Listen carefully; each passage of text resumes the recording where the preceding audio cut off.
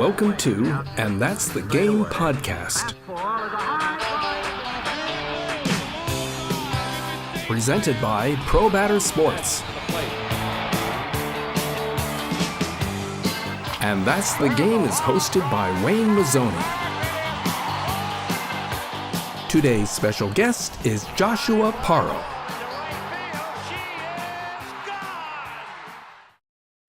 Hello and welcome to this episode of And That's the Game podcast presented by ProBatter Sports. I'm your host, Wayne Mazzoni. My background is 30 years as a college baseball coach, and now I'm a college baseball recruiting advisor. For any information about what I do, you could visit collegebaseballadvisor.com. Today's guest is Coach Parrow, head baseball coach at Hudson Valley Community College. I've known Josh 15 years. Great background. He's from upstate New York.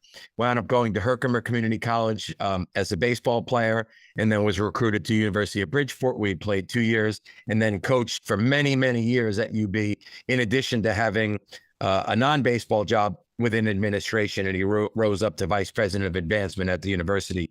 In 2018, he took a job as the head coach at Hudson Valley Community College, where he is now. And we covered a lot in this podcast, of course, his background, but also why a high school baseball player would, out of high school or transferring from a four-year college, go to a community college or a junior college. It was really educational, gave us a great breakdown of that level of play and, you know, what some of the factors are for kids to get there. In addition, we covered kind of Josh's approach to coaching, which really he's a life mentor through baseball. So I think you'll really enjoy this episode.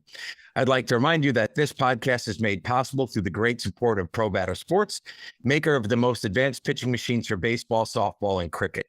Like a pilot training and a flight simulator, hitters can practice like they play, getting the equivalent of live at-bats against a batting practice pitcher who never gets tired and can throw any pitch with pinpoint accuracy. Check out their line of amazingly affordable systems at probatter.com, along with their all-new softball videos, and take your swing to the next level. While you're on the website, please sign up for your free copy of the book, Practice Like You Play, authored by Adam Battersby, the president of ProBatter Sports, with a chapter written by yours truly. Without further delay, here's the episode with Coach Parrow.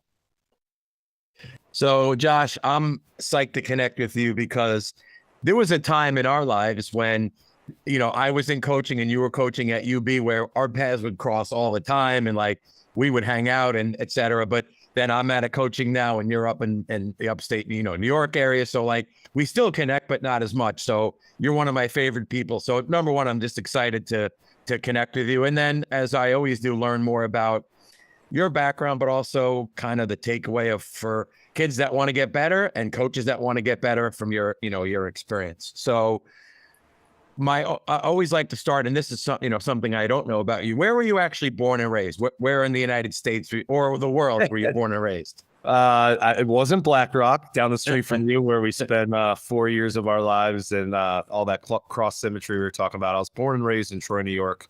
I went to Herkimer County Community College for my junior college, and then I ended up at the University of Bridgeport for both my undergrad and my graduate studies.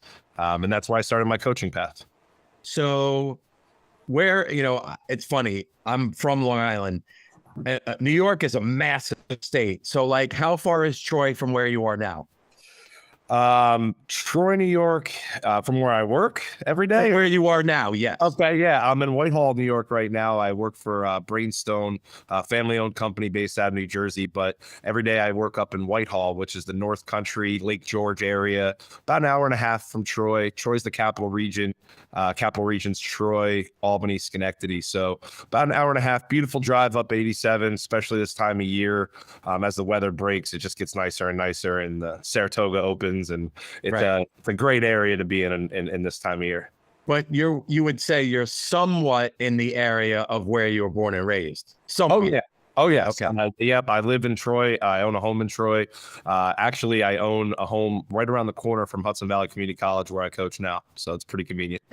So talk about give me an overview of your sports experience, kind of like, not from age 5, but like, what were you doing? Age 13, 14 into high school. Were you a baseball? Yeah, I did play other sports. I was a baseball, basketball, football guy.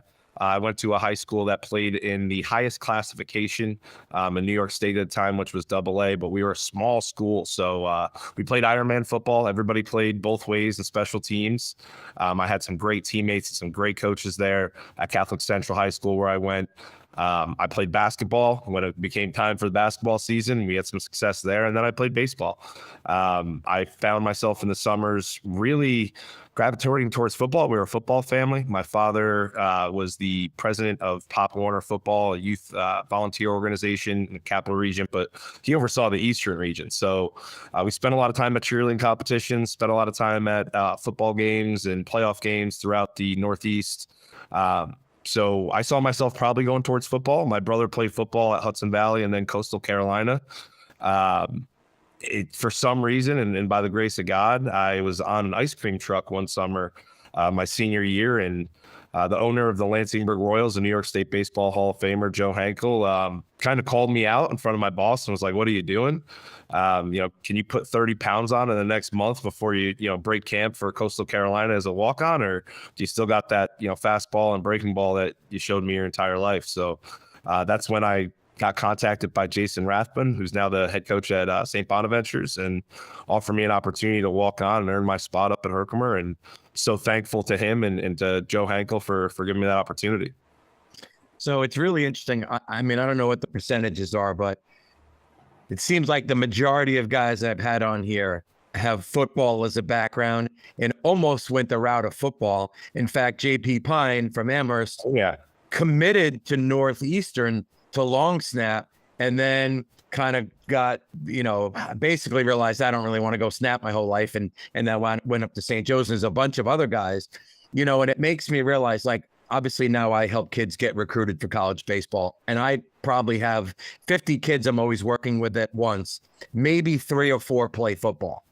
And it's kind of sad a little bit to me that football's out for a lot of kids because it shaped my life. I bet you it had a big influence over your life. We're not going to go back in time, but do you agree with that? Did you take away a lot from your football life? I took so much discipline in the studying and the commitment that football requires to be excellent at it. We had a very good coach, Sam Morrow, at Catholic Central High School, and we had Harry Goley in the city of Troy that ran our Pop Warner. And there were so many life lessons that we took out of it besides the discipline and things like that. And even now when I recruit, it's not a guarantee that you need to play another sport. I care if you're good at baseball. I coach baseball. I coach baseball. But my center fielder went to Pat Med. He was the quarterback, fabulous quarterback, a kid that we just signed, Tristan Santos, out of Pine Bush, quarterback. You see these qualities and the intangibles that are related with football and the discipline that goes into it. And the want to get in the weight room portion of it is pretty big. It's pretty big too. I think there's kind of a automatic correlation between football and getting stronger, bigger, and faster. It's not always there in baseball because sometimes you got those natural raw athletes that, whippy arms and, or they really can, get through the zone with their barrel, like not necessarily in the weight room, but football brings those correlations. And we do like to see guys that can play football. And for me, I took the discipline out of it.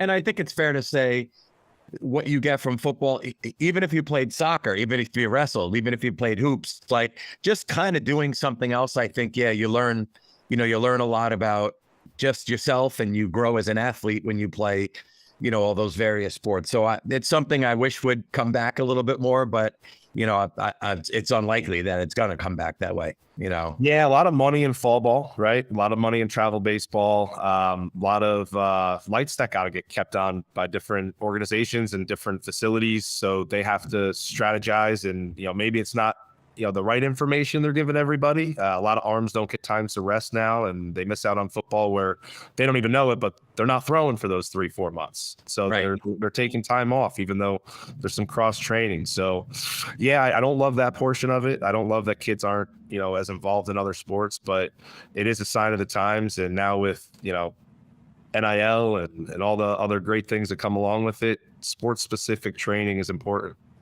Yeah, no, you're right. It's a great point. I guess I look back on my time and say, I'm thrilled that I was a 2-sport kid, but looking back, I left a lot off the table development wise baseball because, it was the complete, and now it's almost maybe too much development, not enough competition to kick your butt. Yeah. Like I'm great at throwing plyo balls, but I walk everyone and I really don't get people out. We could talk about that. Talk about that forever. We'll get to that in a little bit. So when you went to Herkimer, at that point, you were just playing baseball, correct? Correct.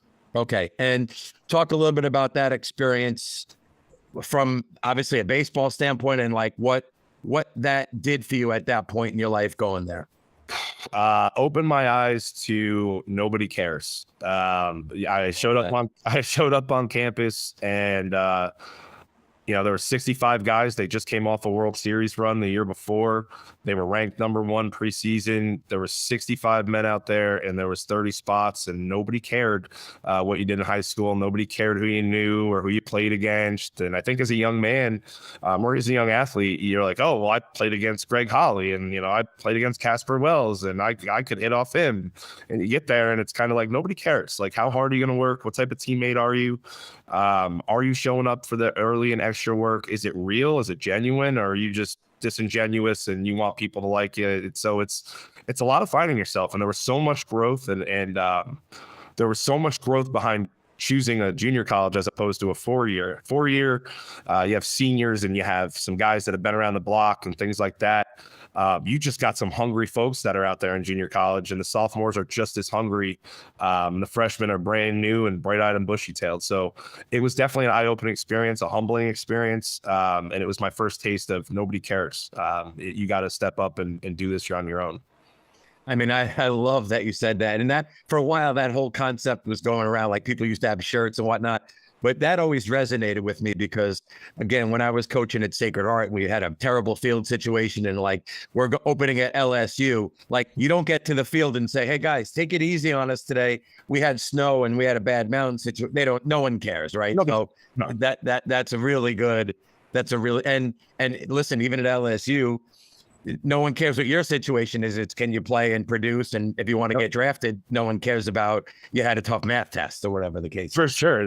Nobody knows what you did before, or, your girlfriend breaks up with you, or you're having a tough time at home, or, nobody knows that, we play our opening game. It's the first time we've been on a baseball field. It's the first time we put spikes on and pants and a jersey all at once. And here it is, game 1, go get them. And the team you're playing against got 5-10 games under their belt and been outside for a month and a half. So, but nobody cares. I mean, did you put in the time? Do you believe that you paid the bill that was necessary to be successful? And I think that's in coaching. We take that mindset, like whatever the adversity is going to be, that's what it's going to be. But we got to prepare these guys to be ready to go to war and win. So back to how did the transition, what you remember about going from Herkimer to now UB, how did that come about? So I was playing summer baseball and I made it to a tournament, and I was playing at the University of New Haven, and Coach Vieira and Coach Ancolari were sitting on right field hill up at UNH, and my team was successful. I had a really good day. And I'm not sure if Coach V was recruiting me or Coach Ank was recruiting me, or they were recruiting me together. They were definitely both at separate schools. So let's just be clear. Yeah, they both liked me, and one of my local friends, Tyler Moffitt, who played at another community college that played in the summer league with me, said, hey, listen, I took a scholarship down there. You should check it out. I went down. I fell in love, kind of dorky with Seaside and just the history of, P.T. Barnum and Bridgeport. And, I definitely love that city, and it has a forever home in my heart. So I think it's a special city, and I thought it was a special school, still do. We were the 5th most diverse university in the world, and I thought that was just something an upstate New York kid really could lean into and learn a lot more about himself and a lot more about those cultures and communities. So at the time, it was probably more like, oh, I got baseball money, I was deciding between AIC and a couple Division II schools, and even looked at maybe going down south, but it just felt right when I went to Bridgeport, and I spoke with Coach Ank, and I met Coach Tonelli, and I just fell in love with who those guys were. And if anybody who listens to this podcast knows them, they're old school Italians from New Haven, and they are everything you would think of that goes with it, and they're good guys when it comes to discipline, and they're good guys when it comes to learning life lessons. So, I was blessed in that regard. And this is to digress and don't want to get into it too much, but really at that point when you were there as UB as a player and then as a coach, it was a pretty legit D2 program with scholarship money and playing at Harbor Yard, et cetera, et cetera. And then to recap very quickly, a new president comes in, basically runs the school absolutely aground. They're almost dropping sports. They almost going D3. And of course, so, Tonelli's there. He's an awesome guy. And I actually helped coach out there. And they got good, committed kids. But now you could tell that even though the field has been a bit upgraded, sports at UB are just not what they used to be. I don't want to be rude. Is that accurate to say, though? Yeah, it hurts, right? Like, and the coaches that are there are really, really good coaches. I know all of the coaches. Even the new coaches, they have a women's basketball coach that they got from Georgetown. You can't tell me he's not a phenomenal coach. But the resources have changed, and what it takes to get student athletes, it's an arms race in higher education. You go down Park Ave and you got to compete with Sacred Heart. That is your competition. Right. And I think, the university didn't take that challenge very serious at first. And a new president came in and, with all due respect to her, did a terrible job. Didn't read the room well and didn't understand that athletics at the University of Bridgeport were a catalyst for success. Absolutely. And she kind of buried it, fresh off of a women's national championship in gymnastics and a women's national championship in soccer. Us in 2016 winning the conference, going to regionals, building a new baseball field. And there's just so many fabulous people that are at the University of Bridgeport.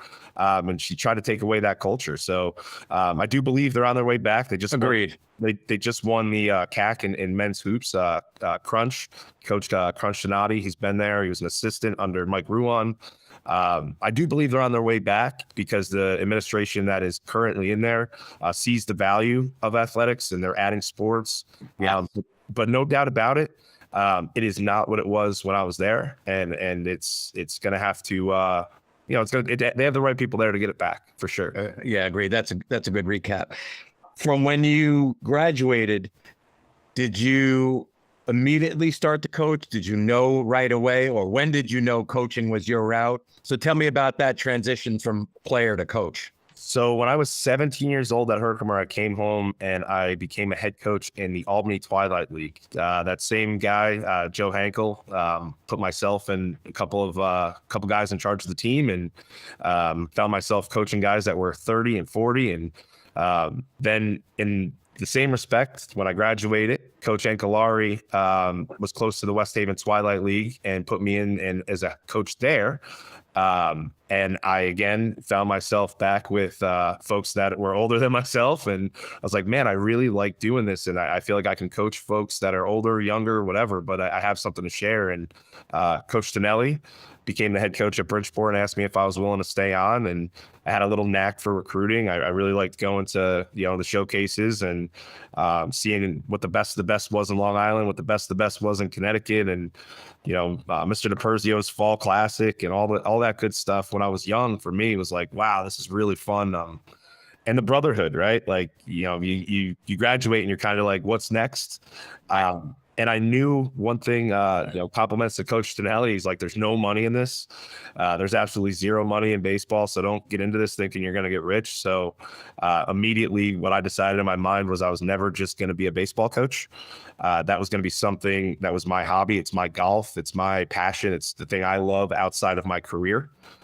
So I treat it like that. I treat it like a passion and a love. And I was lucky enough to start in the rec center, go from the rec center to admissions to advancement to vice president of advancement at Bridgeport, and got to experience higher education right through. And then, as we spoke about with the kind of the fall and collapse of the administration, I moved on and went into private sales and found a great family company in Brainstone. We quarry and sell aggregate, and by God's grace, it all works out, and I'm able to coach and have a real job. How long ultimately were you at UB as a coach before you moved on? I was as a coach from 2011, so 8 years. 8 years there, right? So you go there, you're at Herkimer, you go to UB, stay on 8 more years, right? And then I forget timelines. I think I have it down. Did you go, was your next coaching job right to Hudson Valley? It was in 2019. I became the head coach at Hudson Valley Community College. We did have 2 COVID years, so I was technically still a head coach, but we got canceled in 2020 and we got canceled in 2021. So this is my 4th season, or technically 6th season, depending on how you look at it. Yeah, I call it your 6 because there's still plenty to do. You know. Oh yeah. Yeah. It's funny. I've COVID wasn't necessarily a bad time personally because you got to slow down and spend time with family, et cetera. But like I've kind of blocked that whole experience out of my brain, like, you know, because just, you know, and I give Sacred Heart credit at that point where they actually kept us on as employees, like, and we did interact as much as we could with the kids. I was doing, what's that game? The trivia game where everyone has to on their phone. The house party. Something like that, right? What? And I used to do all kinds of stuff to keep them, you know, as engaged as best as possible. But so do this and you know, listen, I wanted to have you on for a couple of reasons. 1, to catch up. 2, you're an awesome guy. But 3 is we have not had a junior college guy on. If you would, and take time on this, can you give me and anyone listening kind of an education on junior college baseball in terms of like nationally, like how many programs are there? Where is it? What's the different divisions? Like, how do you, because it's really kind of confusing to me, if I'm being honest. The best way to put it is very similar to NCAA. We have Division 1, 2, and 3. Division 1 will offer you full scholarships. Division 2, they have athletic scholarships. Division 3 does not have any athletic scholarships. Okay. There are thousands of junior college teams, and some states are very kind of hoity-toity about how they run it. For example, California. California is its own junior college division. They're not 1, 2, or 3. They only play each other for their championships. Once they decide who the champion of California is, that is their national champion. And what is there, 30, 40 teams? About that. Yeah. About that. And then, you know, you take, for example, Division 3. We have teams in Texas. We have teams in Minnesota. We have teams in New York. None in Florida.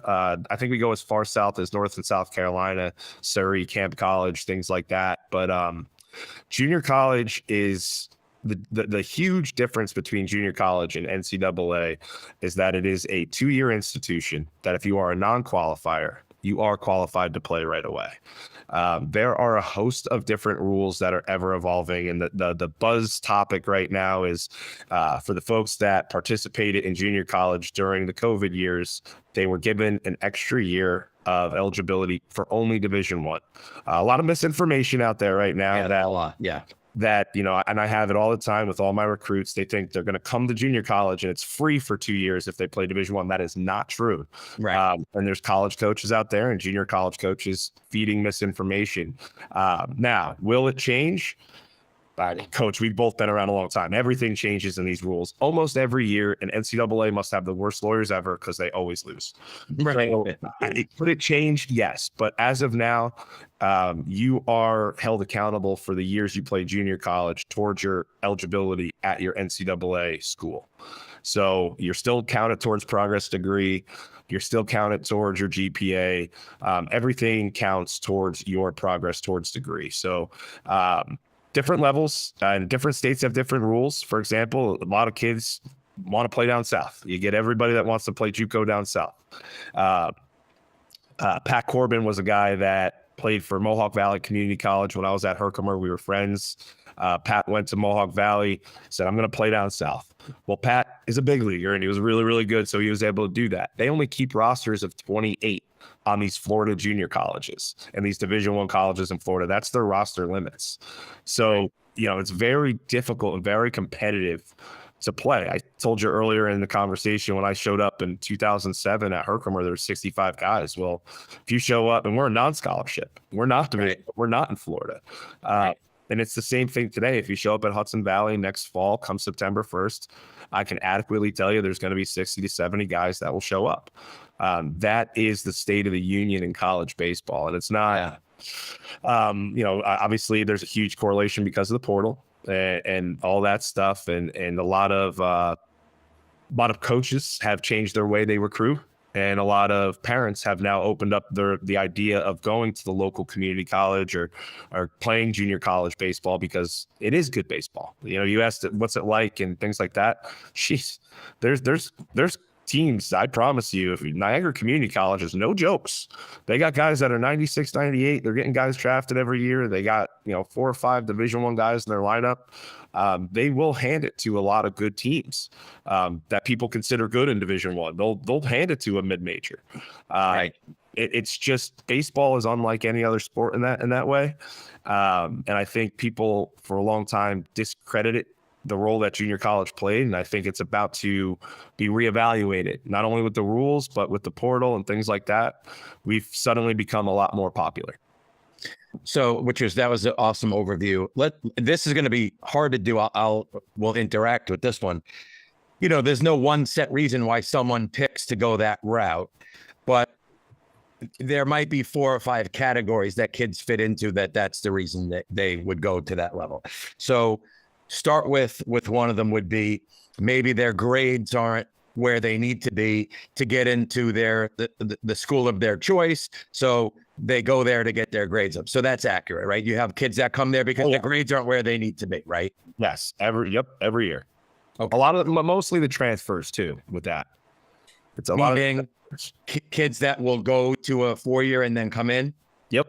So same reason they're struggling. They're not cutting it academically, or their parents are going, I'm not paying $55,000 for you to pull a bunch of D pluses. Get the heck out of there. Let's get your life in order. Okay. Sure. There might also be kids that flat out need to physically mature. They're a good baseball player, but they're 165 pounds and they just can't compete. So they have to come there to get in a lifting program and to also just mature and grow. That would be accurate too, right? Absolutely. Okay.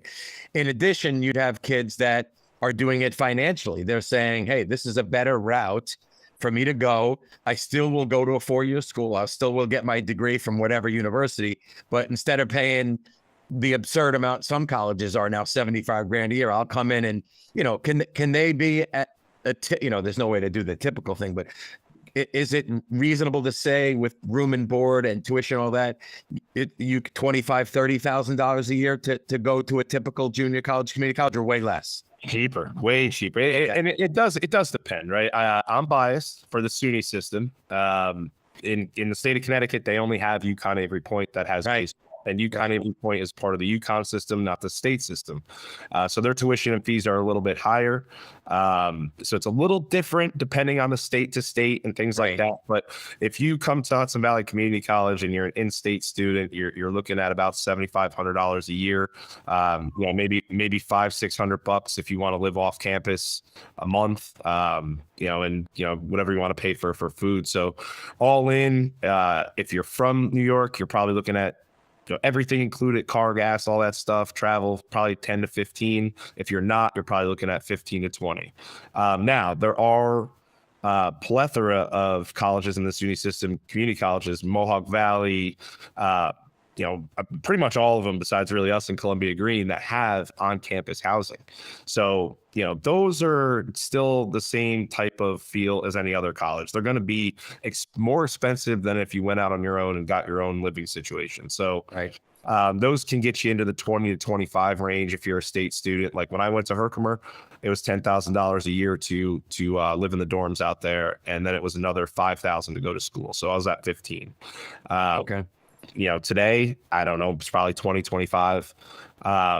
So, those are the differences, but way more cost effective to look at the community college situation. And one of the things you didn't mention that community college does, and it's really unique to community colleges and not 4 years at all.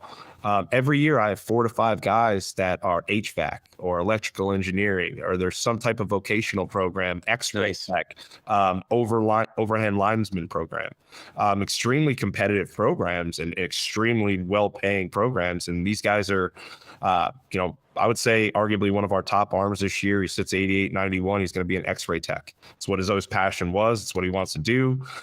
He gets excited about going to class. I got multiple construction management guys. It really pays the dividends down the road when the heating breaks and the furnace goes. But That's one thing that community college does well as well. It does really well as opposed to 4 years is there's real education going on. Great point. I hate to say that and make it sound derogatory towards any other 4-year institution, because a lot of these 4 years are think tanks and you leave with sociology degrees and you study people and that's all fine and dandy. But you leave a community college and you have an HVAC degree, you're going to make $85,000. You're an overhead linesman, you're making 6 figures your first year out with overtime. So I think that's unique. And it's not just us that offers it. It's all the community colleges. It's really focused on what your community values, right? Like we have a place called Regeneron that's up here. That's a huge corporation, and Micron and General Dynamics, and they pump a lot of money into our automation programs and things like that. And they hire right out of these programs. So Great.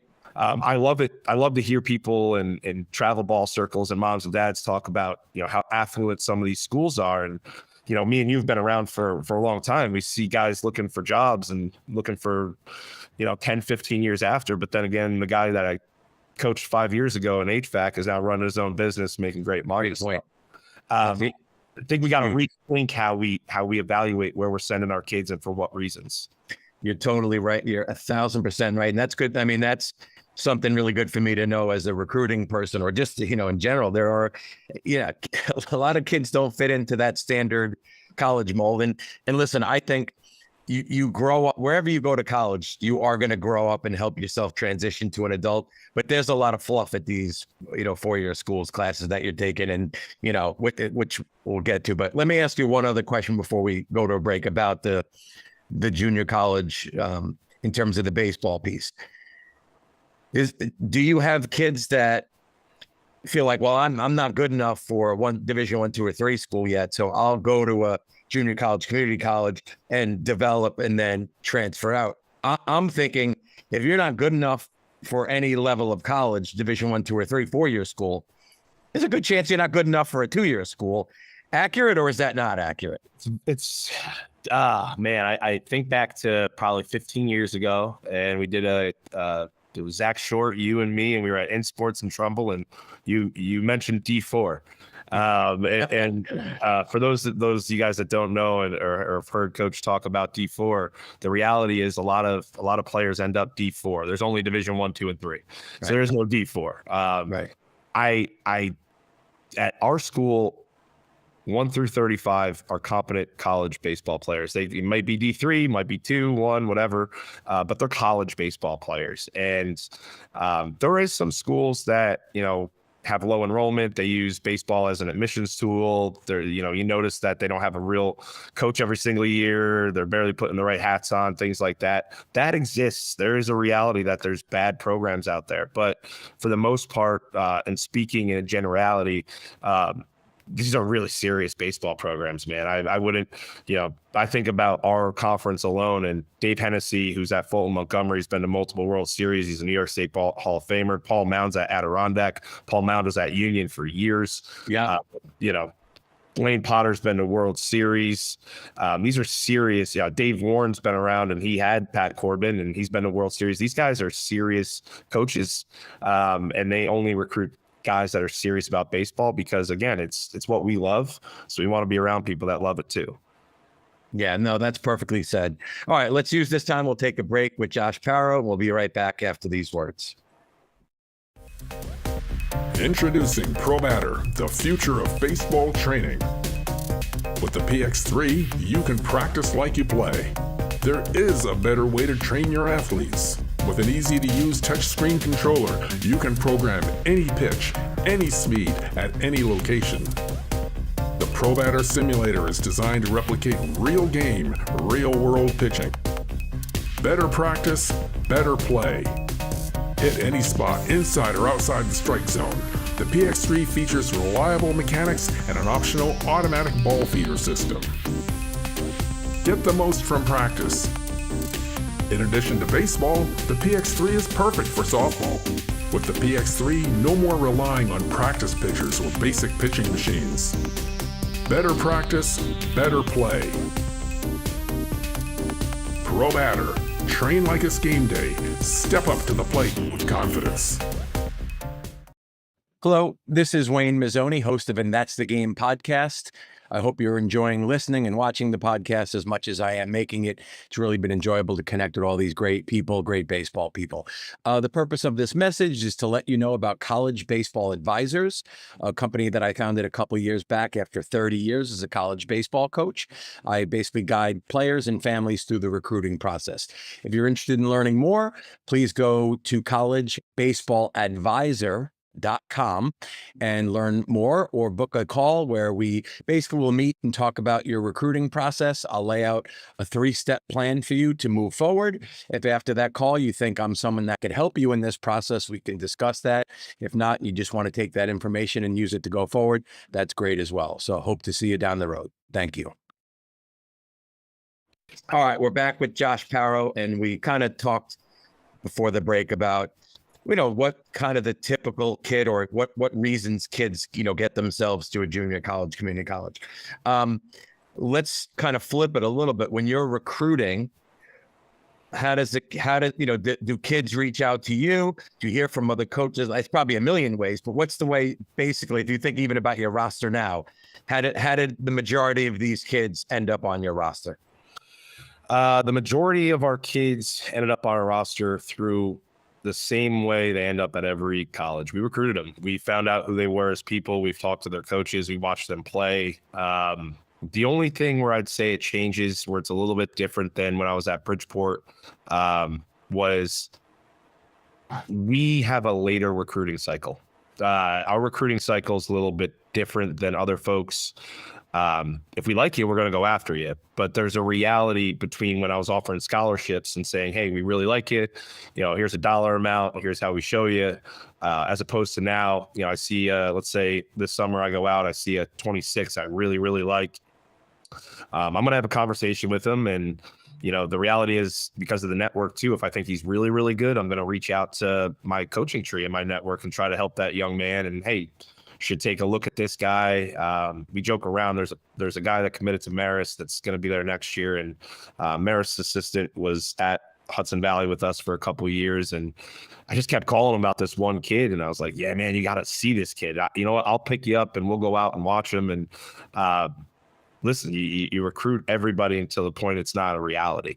If a parent tells you something like, "Hey, he's going to go to a NESCAC school," we're out of the conversation. There's no convincing a lawyer that went to a NESCAC school that his son's not going to be a legacy. So we try to be realistic, but we make our timelines a little later. We try to get our top players signed by October, November.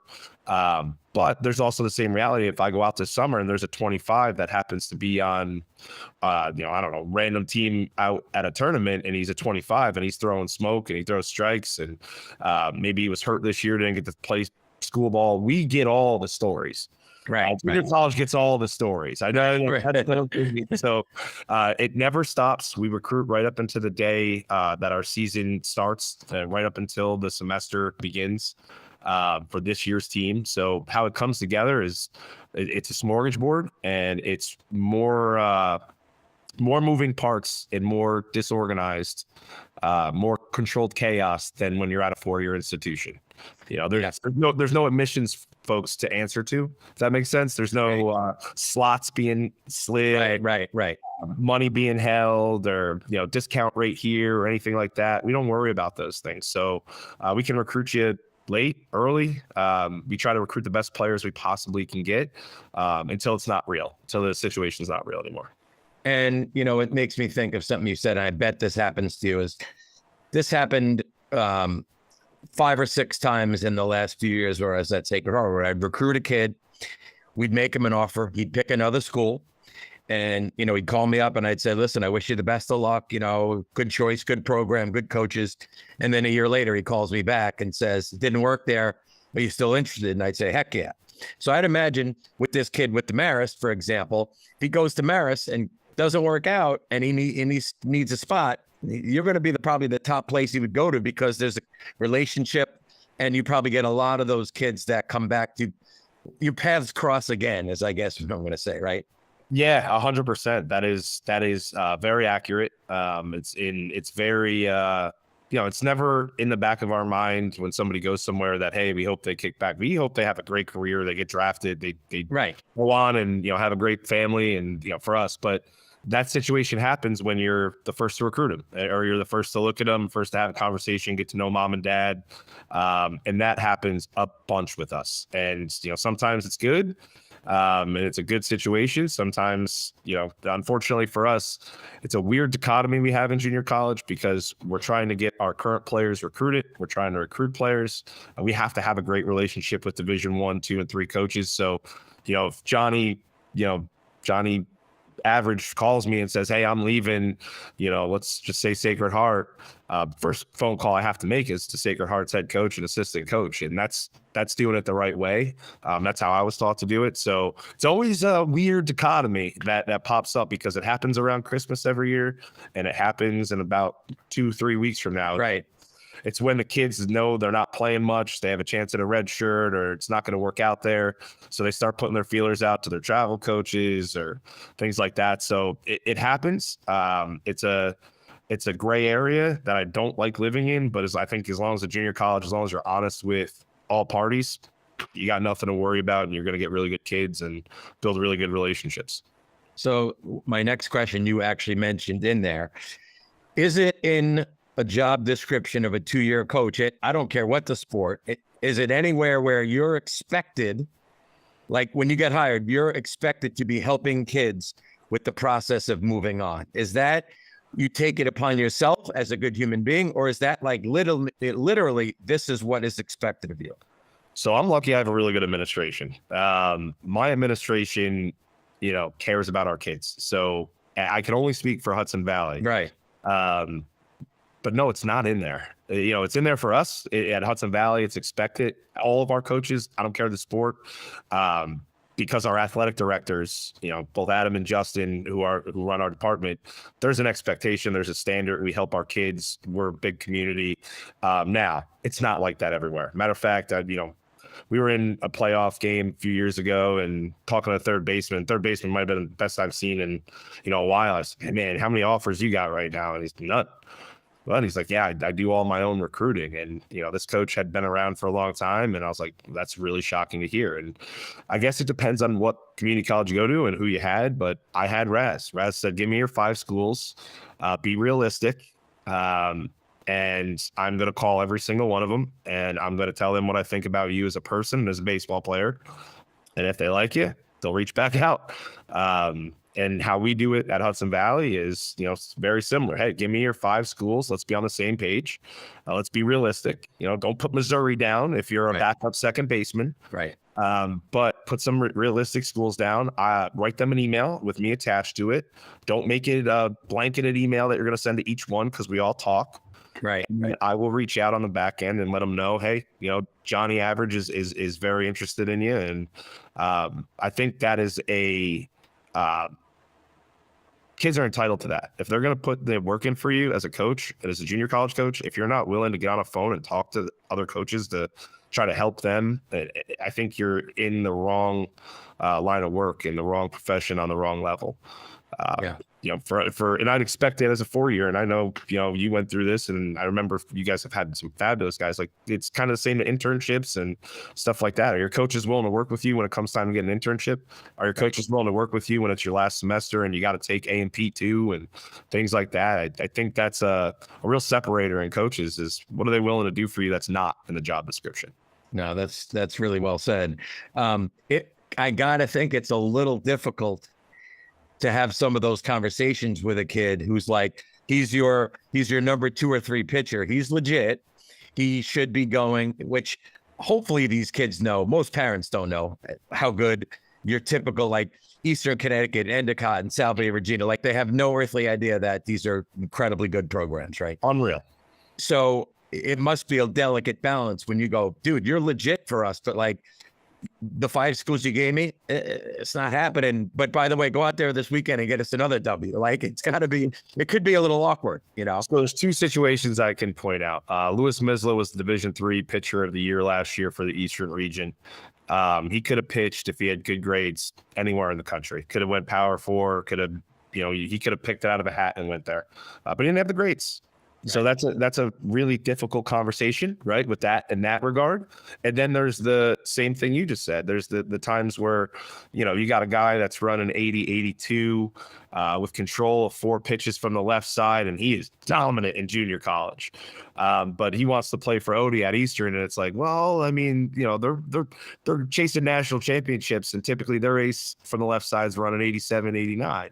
Right. There's a certain reality that, I think our program specifically is realistic with our guys. And just, if you hand me a list and I don't think anything on there is realistic, I'll tell them.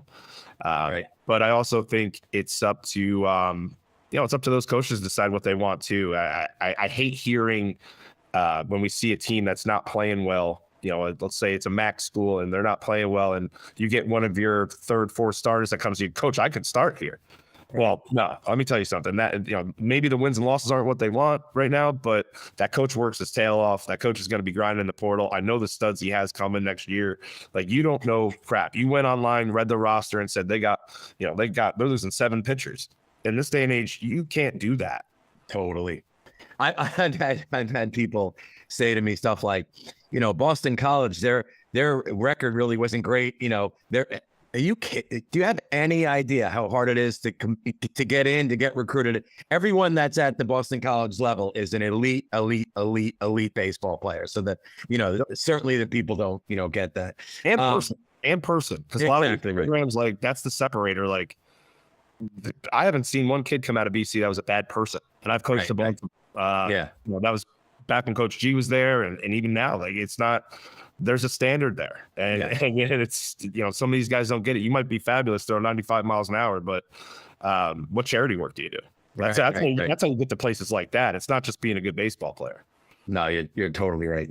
Do you get any kids that either they're after the 2 years, they don't want more school, or they don't want to play baseball? Is there a percentage that just go, I'm going to take this associates and I'm going to start my career? A percentage that say, well, I do want to go to a 4-year school, but I want to go to Penn State. I'm not going to play baseball anymore, but I gave it a run and that was awesome.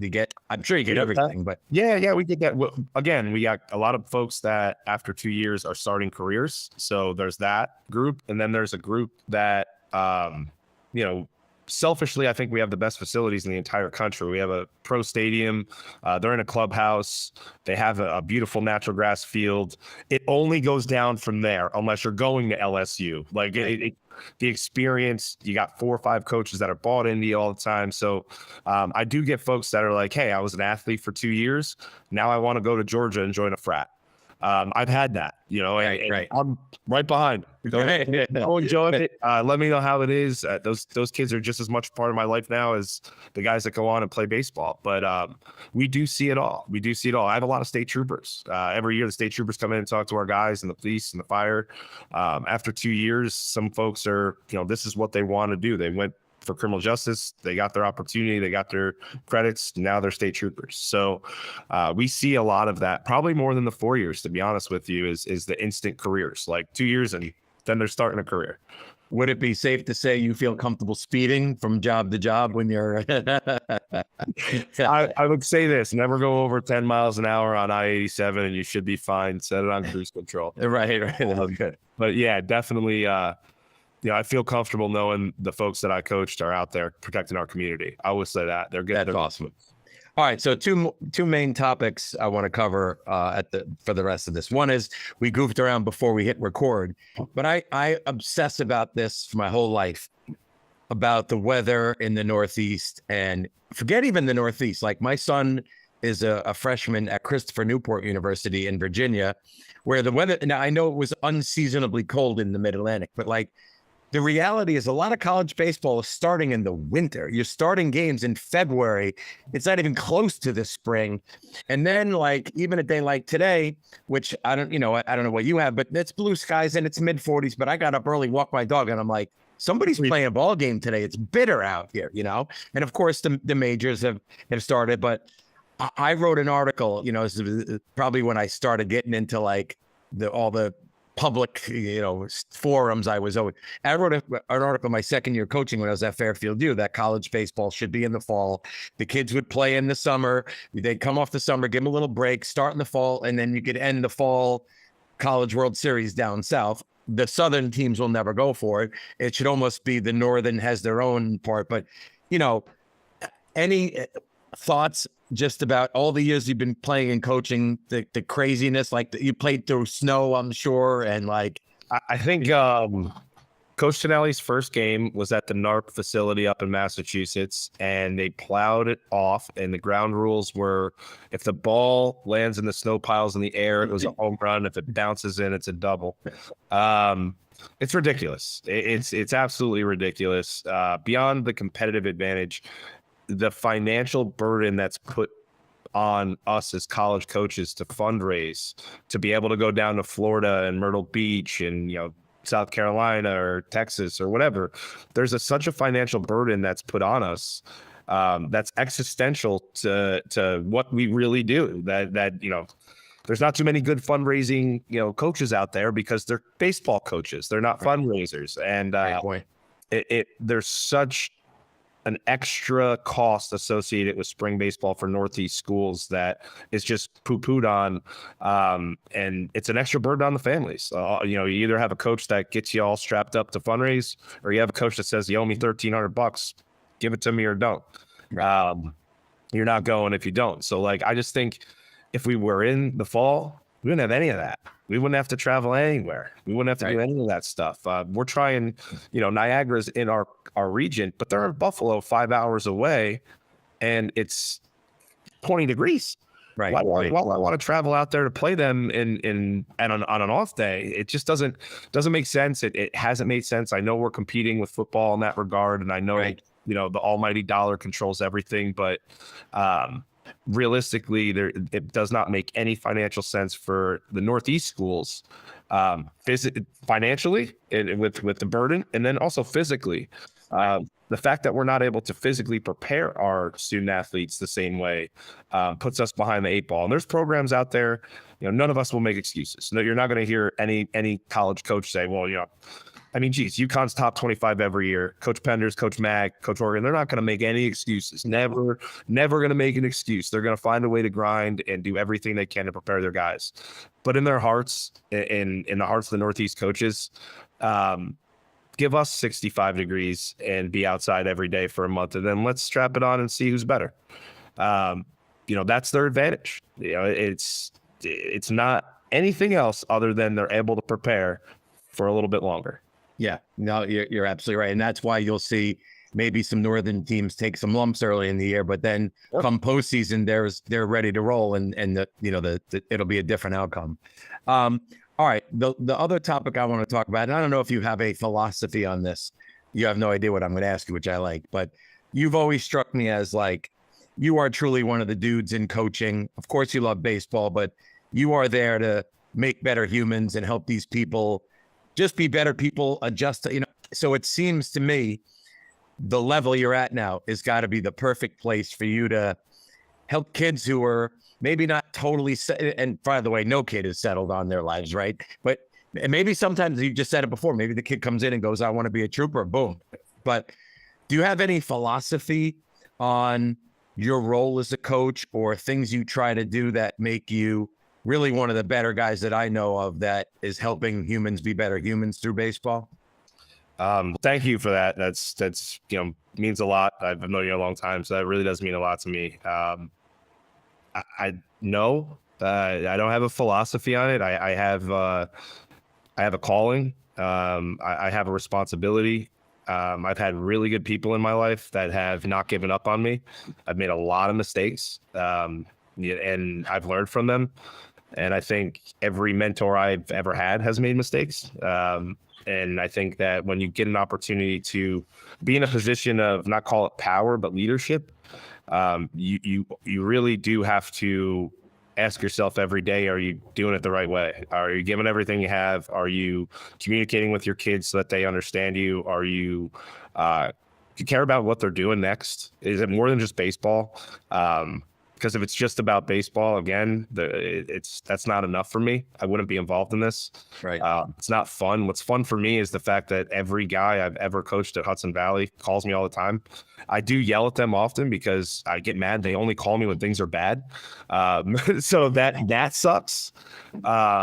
but that trust that's built up and that love, it's not disingenuous. I have a love for my kids. I have a calling for this job, and the real calling is to give back.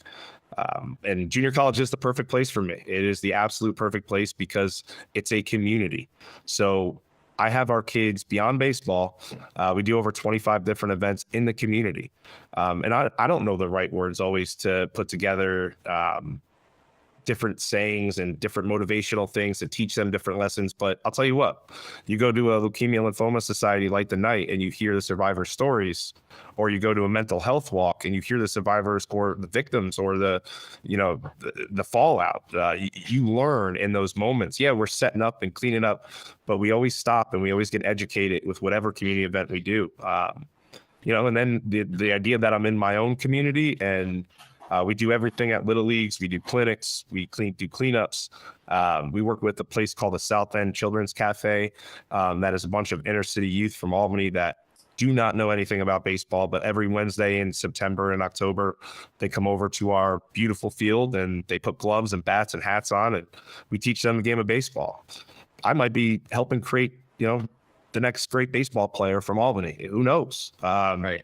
I just think we have such a responsibility as coaches, and I'm so honored and blessed to be able to take that mantle up and lead really good people. That's the big thing in my program. You got to be good at baseball, yeah, but you can't be a bad person. You can't consistently make bad decisions. We all mess up. We all make bad decisions.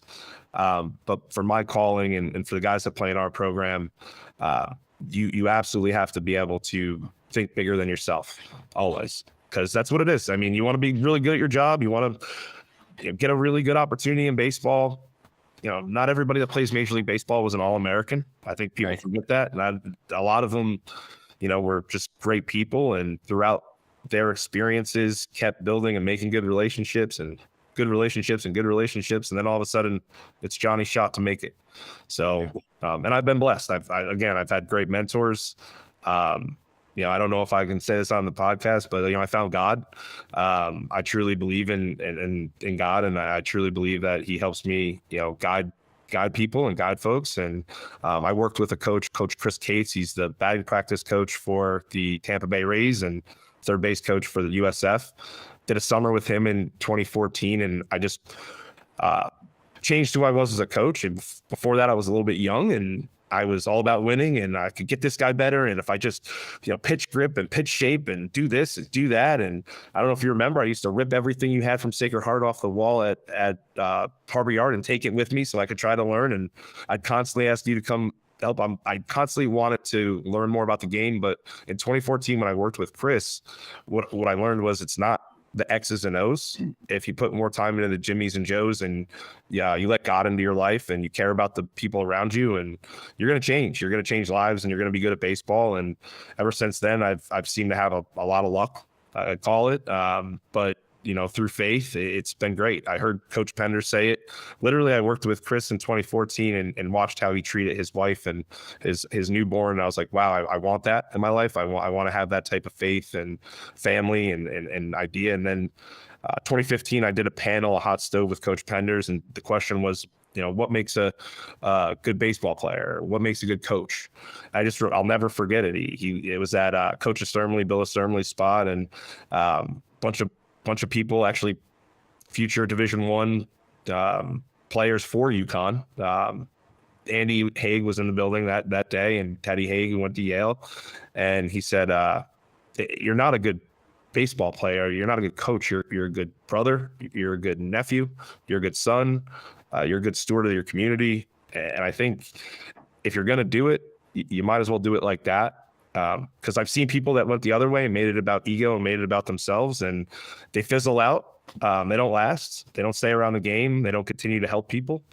So I think I've survived this long just because I found God, found purpose, found a reason that I can help people, and I'm extremely passionate about it. So that's what's kind of kept me in it. That's awesome. And of course, you could talk about, listen, whatever thing that somebody finds that helps them be a better person and help others, as long as you're not hurting anyone, whatever that would be, that's it. And it's funny, I always would say I was coaching life through baseball, because if it was just about baseball, it wasn't all that exciting, if you will.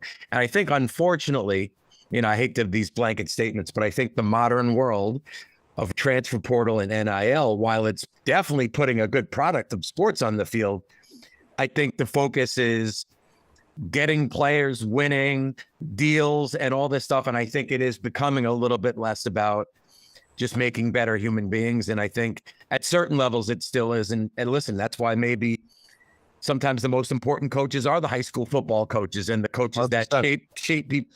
That's the reality. Who does more to help somebody, you or Aaron Boone? No offense. Aaron Boone's probably a nice guy, but he's not helping these humans be better humans. Now, that's not his role, I guess you could say. But if you said to me, I'll give you $3 million a year and you're the Mets, manager, I'd say, couldn't interest me less. Like, I'd much rather do something where I could actually help influence people. So yeah, you found something that helped you, and you're in that right position to help kids. And that's the big reason I wanted to have you on, was to talk about that. And it was really educational to learn more about the junior college route, because it's not something I ever coached, and frankly, never recruited a lot of those kids at the schools that I was at.